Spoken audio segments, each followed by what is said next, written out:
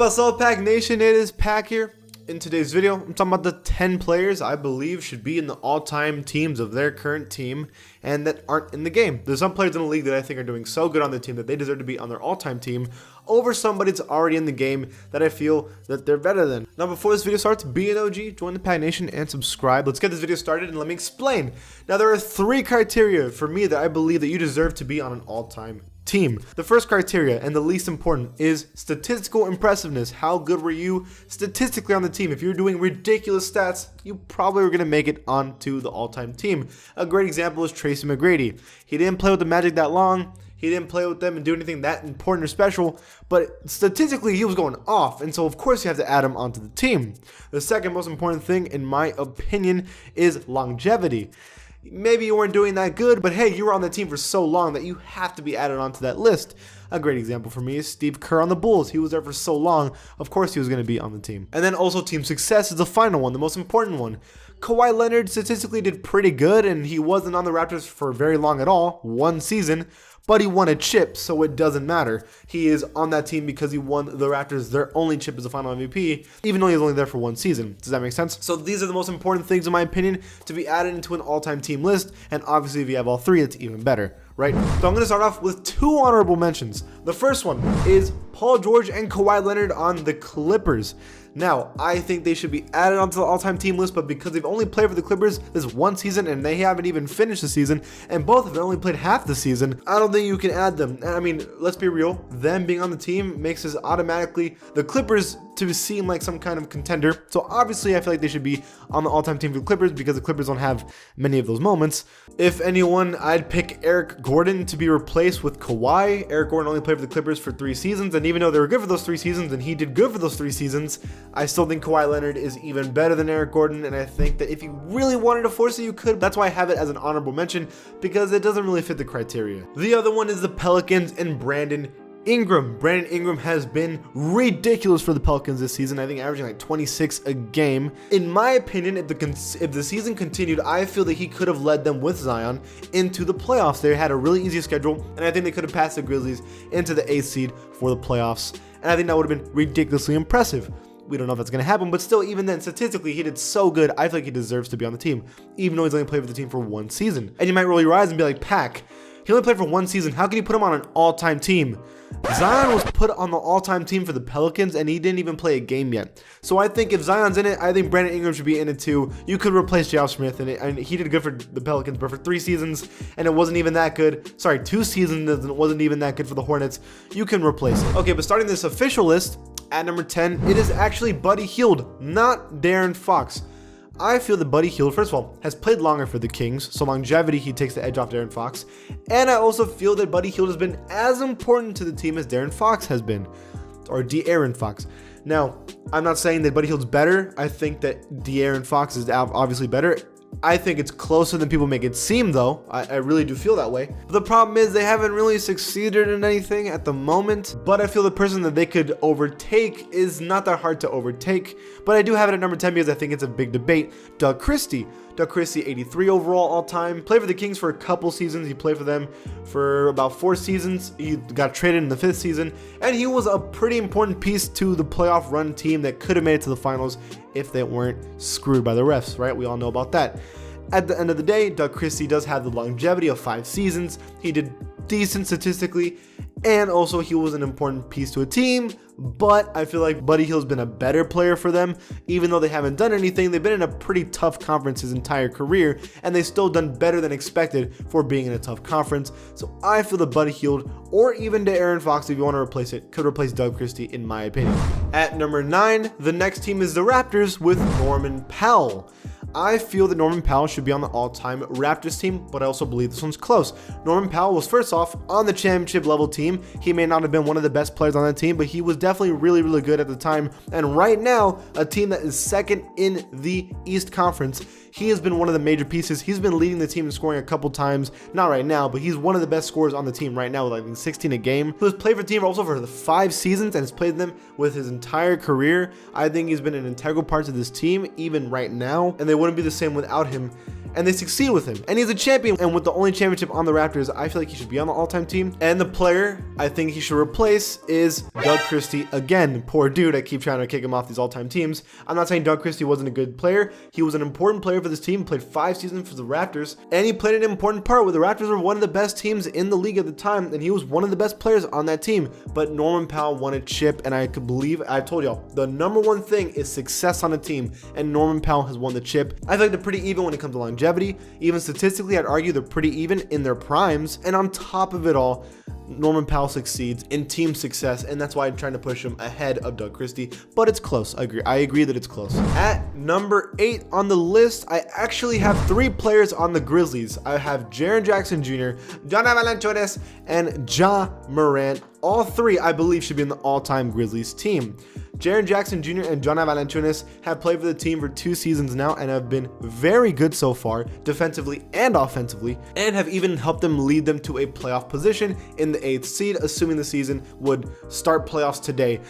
And they're supposed to, and they didn't. I'm kind of depressed about that, but oh well. The Grizzlies don't get a lot of playoff appearances, and these 2 have led them into that situation in only 2 seasons. Not only that, Ja Morant has been ridiculous statistically on this team, was probably Rookie of the Year on this team, and has led them into the playoffs in his first season. All those things are impressive, and I know you think, that's not that good, but look at these people on the Grizzlies all-time team. Byron Scott, who played 1 season for the Grizzlies, he could replace him, and he didn't even do that good. Bonzi Wells, who only played a season and a half, should also be replaced. James Posey, I think, only played 2 seasons. Yep, he could be replaced. Greg Anthony played 2 seasons, he could be replaced, and all of them didn't even do that good statistically. All of them failed and didn't even get close to the playoffs. I think all these players could be absolutely traded straight up for those 3 players. At number 7 on the list, in my opinion, is the Spurs. Now, I feel that you could add DeMar DeRozan or DeMarvelous DeFrozen onto the all-time Spurs team, but I agree that it's maybe not so. He hasn't really done anything. He only made it to the playoffs once with the Spurs and as a 7th seed, and they failed in the first round, even though he does good. He does good statistically for the team, very efficient and everything, but he hasn't had that longevity, and he hasn't succeeded as much as he's needed to be added onto this list. But there's another player I think that could definitely be put in, and that's Patty Mills. Patty Mills has played for the Spurs for 9 seasons, okay? Statistically, he has not been impressive at all. He gets like 10 points a game on average for basically his whole career and a couple of assists. But the defense and the hustle this dude plays is ridiculous. He's had a lot of game winners or important shots in his career, a big part of the offense, and has won a championship with the Spurs. I feel like all those things completely qualify you to be added onto the all-time team for the Spurs. The person he would have to fight for that, though, is Big Shot Rob, and I feel like that's pretty close. Rob Roy was even worse statistically than Patty Mills. He did play for the Spurs for a long time, for about 5 seasons, so he did play for them for a long time, won championships with them, but I feel that Patty Mills was more important, played longer, and also won championships, so I feel like he should be added instead of Robert Horry. This next one, at number 6, is Zach LaVine for the Bulls. I know you're probably like, Zach LaVine? He's only played 3 seasons for the Bulls, and yes, he's had ridiculous stats, but it's been only 3 seasons, and they didn't win anything. I agree with you, but if you look at who's in the last position in the Bulls, I think you can probably agree with me. It's not Steve Kerr. I think Steve Kerr should stay. I think it's Charles Oakley that needs to be replaced. Now, I'm not saying Charles Oakley was bad for the Bulls at all. He only played 4 seasons with the Bulls, and he only played 3 real seasons with the Bulls in his prime.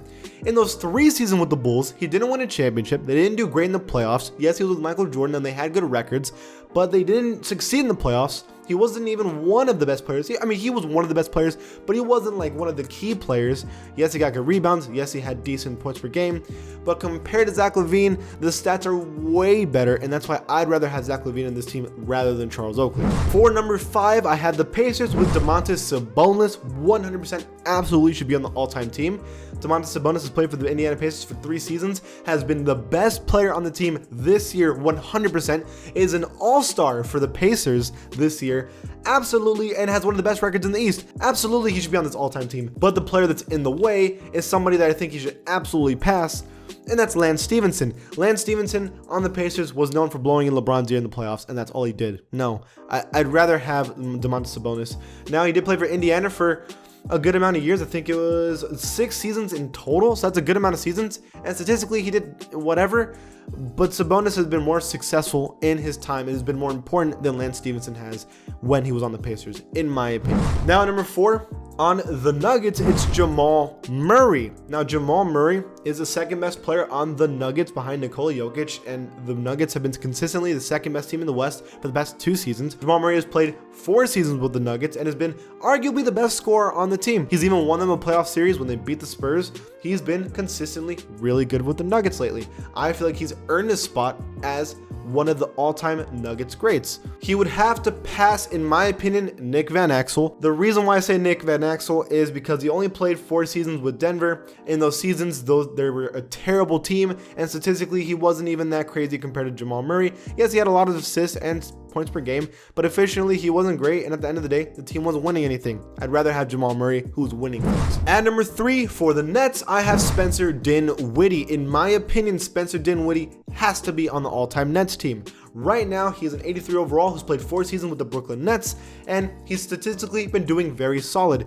Now, the problem with Spencer Dinwiddie is that he's been having to step up for Kyrie Irving or D'Angelo Russell because they're either always injured or something else is going wrong, and he's had to step up and be the leader for this team, be the main scorer, be the clutch guy. He closes these games out and has led them to playoff appearances last year, and also this year he would have led them into a playoff appearance. Because of that, I feel Spencer Dinwiddie has earned his right to be an all-time net. Even if he's only played for a couple seasons now, I feel like he's been the consistent rock of this team. Comparing that to Kendall Gill, who was on the Brooklyn Nets for a good amount of seasons. I think it was about 5 seasons. But Kendall Gill was never on a successful team, and that's why I feel that Spencer Dinwiddie should pass Kendall Gill, but I think it could be relatively close. I mean, D'Angelo Russell's also on this team, and I feel like if D'Lo's there, I feel like Spencer Dinwiddie should be on the team as well. Now at number 2, I have Tristan Thompson for the Cleveland Cavaliers. I believe wholeheartedly that Tristan Thompson should be one of the best all-time Cleveland Cavaliers players of all time. Now, Tristan Thompson has played his entire career for the Cleveland Cavaliers, has been one of the best players consistently on the team.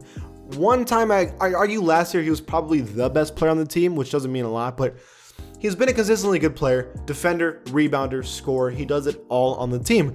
Not only that, he won a championship with Cleveland, has been an important part of every finals he's played in. I think he has been an all-time Cleveland great. I feel like you could replace him with Anderson Varejao. And I understand that Anderson Varejao also played a lot with Cleveland, a very, very long time. But it's as simple as this. Statistically, Anderson Varejao was not as successful as Tristan Thompson or as consistent. And not only that, he did not win a championship with Cleveland. So all those things put together, I know it's close. I know Anderson Varejao played a long time for Cleveland, but Tristan Thompson has earned it over. And finally, at number 1 for the Bucks, I have Chris Middleton. Should be an all-time Buck. I agree that it's close because it's kind of hard to pick who he should be put over, but I think we can all agree that Chris Middleton should absolutely be an all-time Buck. I think it's pretty self-explanatory. One of the best teams in the NBA, I think this season, that had the best record, right? He has been the second best player on this team, is an all-star for the Bucks. He's been consistently good for the team. He's played for a long time for the Bucks, a good 8 seasons, right? So he's been around. He's been one of the best players and consistent. The thing with this, the problem with this, is who do you put him over? And there's a lot of good Bucks players that I feel like it's kind of hard to put him over. But I've picked with one. I feel Ricky Pierce. I feel like you can't put him over any of these other guys. I feel Ricky Pierce is like the one that you have to pick. When they're on these teams, yes, the Milwaukee Bucks were decent at times, but at the end of the day, they were never the best player on the team, just like Chris Middleton. Yes, sometimes one of them were all one-time All-Stars. I agree, it's close, but Chris Middleton and right now with the Bucks seem like serious title contenders. I feel like Ricky Pierce and Paul Pressey never really succeeded like that. I think it's close, but I think Chris Middleton succeeds over them. But that's it for this video, you guys. Do you guys agree? Leave it in the comments below. And if you like my channel, give it a sub, and I'll see you guys next time.